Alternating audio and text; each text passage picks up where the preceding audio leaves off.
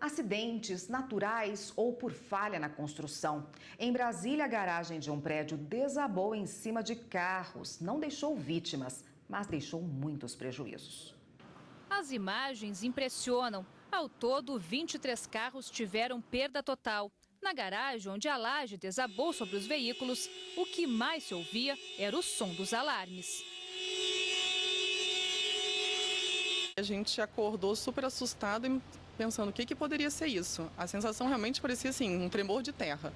E aí logo na sequência os carros começaram, o alarme, de um carro atrás do outro e não parava, não parava. O prédio tem cerca de 40 anos. A Defesa Civil descarta danos estruturais, mas alerta sobre novos acidentes. A área da garagem foi interditada e boa parte dos moradores deixou o local. Seu Libertino foi um dos poucos que não quis sair de casa e acompanhou de perto o trabalho dos agentes da Defesa Civil e dos bombeiros.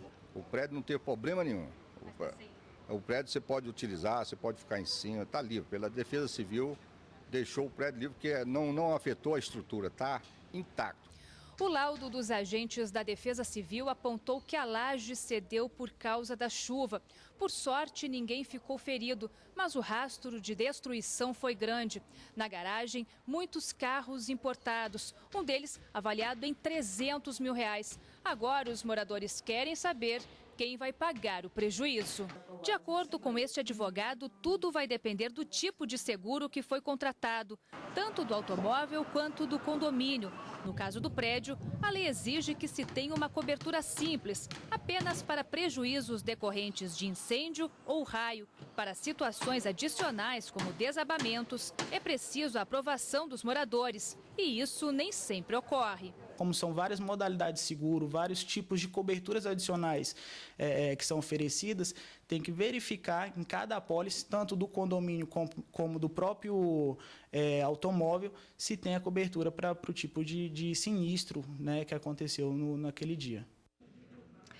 E agora há pouco, mais um grave acidente em Brasília. Parte do Eixão Sul, no centro da cidade, desabou, interditando a principal via da capital. Não há vítimas. Carros que estavam parados no local foram destruídos. O Jornal da Justiça discute agora de quem é a responsabilidade jurídica em casos como este. E para falar sobre esse assunto, está aqui o advogado Antônio Rodrigo Machado. Boa tarde, doutor. Boa tarde. Bom, acho que pegou todo mundo de surpresa, esse caso. Há pouco, uma parte do eixão principal via do plano piloto desabou aí. Num caso como esse, de quem é a responsabilidade? Nós estamos falando, nesse segundo caso, de um imóvel, de um bem público, uma ponte, um viaduto.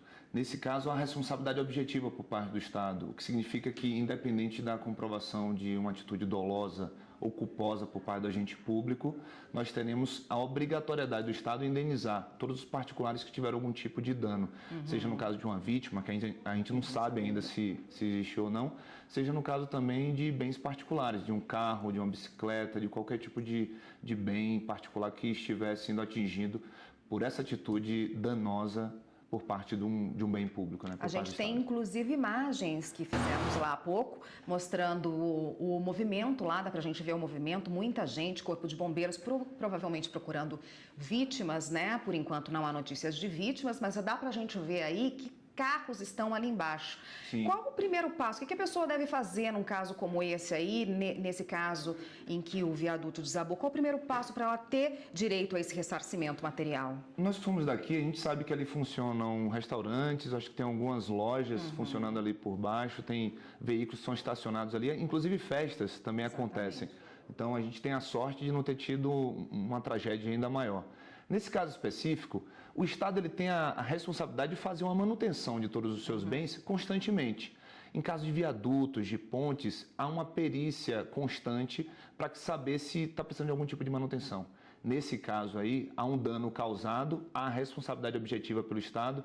Especificamente nesse caso, há um fato danoso, há uma responsabilidade e isso vai fazer com que o Estado indenize, ainda que não pela responsabilidade objetiva, mas nesse caso fica caracterizado uma omissão e uma responsabilidade direta para pagar todos aqueles prejuízos que forem causados. Claro que vai ser feita uma perícia lá ainda para saber qual o motivo, né, da queda do viaduto, mas as pessoas que sofreram um prejuízo ali imediatamente já sofreram prejuízo, às vezes o carro que ela usa para ir trabalhar, o carro da família.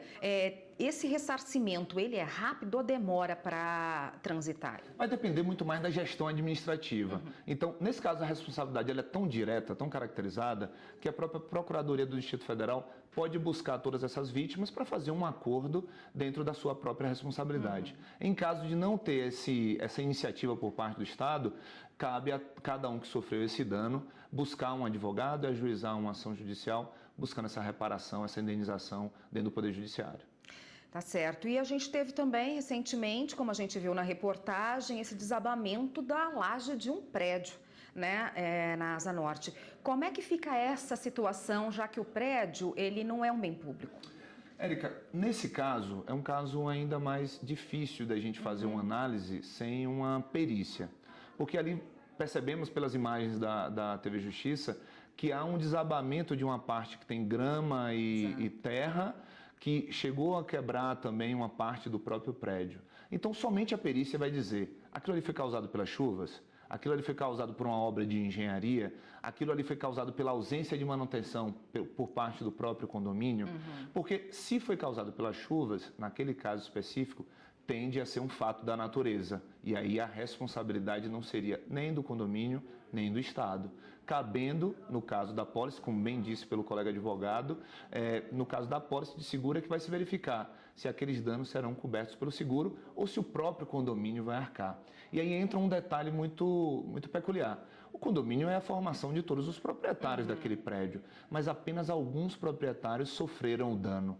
Então, os proprietários que sofreram dano, junto com os demais proprietários que não sofreram dano, serão responsáveis por fazer aquele pagamento. Mas é um caso concreto que eu prefiro esperar que os responsáveis, né, pela perícia e pela análise do caso, possam ter a melhor saída, o melhor resultado.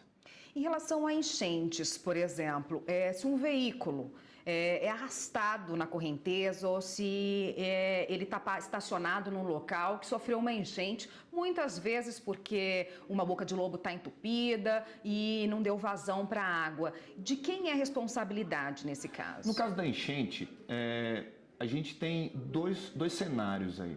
Você tem os fatos da natureza, né, casos fortuitos, que eles por si só podem resultar uma série de danos. Então vamos supor, nós temos uma chuva aqui em Brasília, o Lago Paranoá sobe no nível que nunca subiu anteriormente e aquilo ali causa uma série de danos às pessoas que moram perto do Lago Paranoá. Nesse caso é um fato da natureza que não seria previsto razoavelmente pelos seres humanos. Diferentemente, é quando há uma obra por parte do Estado e aquela obra ela ocasiona um entupimento dos bueiros, da vazão de água e há uma enchente num local em que costumeiramente isso não poderia acontecer. Nesse segundo caso aí, há uma responsabilidade por parte do Estado porque houve uma ação comissiva dos seus agentes. Também se o Estado ele não repara um determinado bueiro, um determinado mecanismo de escoamento de água, essa omissão por parte do Estado está caracterizada e também vai incidir a responsabilidade. Não é em todo fato da natureza que o Estado poderá ser responsabilizado. A responsabilidade está mais ligada a uma ação, a um ato comissivo. No caso da omissão, a jurisprudência tem um pouco mais de cuidado e precisa ficar caracterizado uma atitude ilícita por parte do Estado. Tudo depende de perícia e cada caso é um caso, né, doutor? Exatamente. Eu conversei aqui com o Antônio Rodrigo Machado, que é advogado, e conversou com a gente a respeito desses dois desabamentos que aconteceram recentemente em Brasília. Um acabou de acontecer no Eixão, uma das principais vias de Brasília. Não fez vítimas, mas deixou muitos carros ali de baixo. Torcemos por enquanto, não temos ainda informação de vítimas. Obrigada, doutor. Eu que agradeço, Érica. Até uma próxima.